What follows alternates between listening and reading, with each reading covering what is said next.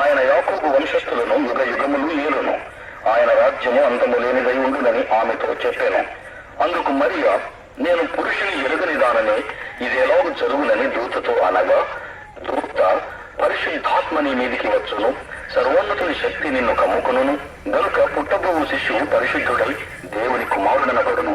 మరియు నీ బంధువురాలు ఎలిజబెత్ కూడా తన వృద్ధాప్యమందు ఒక కుమారుని గర్భము ధరించి ఉన్నది.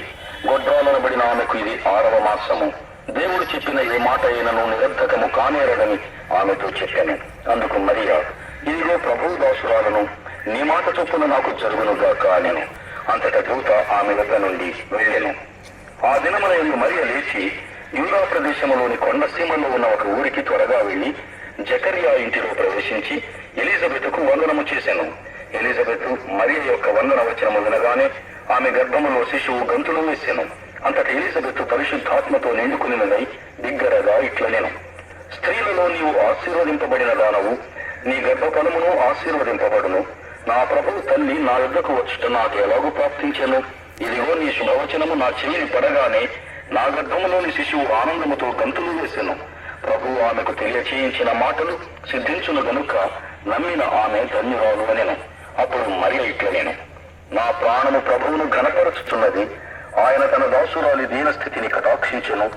నా ఆత్మ నా రక్షకుడైన దేవుని యందు ఆనందించెను. సర్వశక్తిమంతుడు నాకు గొప్ప కార్యములు చేసెను గనుక ఇది మొదలుకొని అన్ని తరముల వారును నన్ను ధన్యురాలని అందరూ. ఆయన నామము పరిశుద్ధము.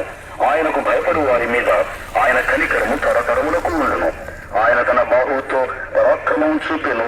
వారి హృదయముల ఆలోచన విషయమై గర్విష్ఠులను చెదరగొట్టెను. సింహాసనముల నుండి బలవంతులను పడద్రోసి దీనులను ఎక్కించెను. ఆకలి గునిన వారిని మంచి పదార్థములతో సంతృప్తిపరిచి ధనవంతులను వట్టి చేతులతో పంపివేసెను. అబ్రహామునకును అతని సంతానమునకును యుగాంతము వరకు తన కనికరము చూప జ్ఞాపకము చేసుకుందునని మన పితరులతో సెలవిచ్చినట్టు ఆయన తన సేవకుడైన ఇశ్రాయేలునకు సహాయము చేశాను. అంతటా మరియా ఇంచుమించు 3 నెలలు ఆమెతో కూడా ఉండి పిమ్మట తన ఇంటికి తిరిగి వెళ్ళెను. ప్రసవ కాలము వచ్చినప్పుడు ఎలిజబెత్ కుమారుని కనెను. అప్పుడు ప్రభువు ఆమె మీద మహాకనికరముంచెనని ఆమె పొరుగు వారును బంధువులను విని ఆమెతో కూడా సంతోషించిరి. 8వ దినమున వారు ఆ శిశువుకు సున్నతి చేయవచ్చి తండ్రి పేరును బట్టి జకర్యా అను పేరు వానికి పెట్టబోచుండగా తల్లి, అలాగు వద్దు, వానికి యోహానును పేరు పెట్టవలెనని చెప్పాను. అందుకు వారు, నీ బంధువులలో ఆ పేరు గలవాడెవడూ లేడే అని ఆమెతో చెప్పి వానికి ఏ పేరు పెట్టకూరుచున్నావని వాని తండ్రికి సంజ్ఞలు చేసి అడిగిరి. అతడు రాతపలక తెమ్మని వాని పేరు యోహానని వ్రాసెను. అందుకు వారందరూ ఆశ్చర్యపడి వెంటనే అతని నోరు తెరవబడి నాలుక సడలి అతడు దేవుని స్తుతించుచు మాటలాడసాగాను. అందును బట్టి వారి చుట్టుపట్ల కాపురమున్న వారికి అందరికీ భయము కలిగాను. ఆ సంగతులన్నీ యూదయ కొండ సీమలయందంతటా ప్రచురమాయను. ప్రభువు హస్తము అతనికి తోడయుండెను కనుక ఆ సంగతులను గూర్చి వినిన వారందరూ ఈ బిడ్డ ఎలాంటి వాడుగునో అని వాటిని మనస్సులో ఉంచుకునేది. మరియు అతని తండ్రి జకర్యా పరిశుద్ధాత్మ పూర్ణుడై ఇట్లు ప్రవచించెను, ప్రభు అయిన ఇశ్రాయేలు దేవుడు స్తుతింపబడును గాక. ఆయన తన ప్రజలకు దర్శనమిచ్చి వారికి విమోచన కలుగ చేశాను.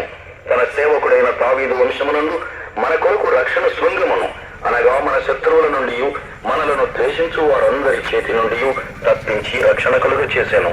దీనిని గూర్చి ఆయన ఆది నుండి తన పరిశుద్ధ ప్రవక్తల నోట పలికించెను.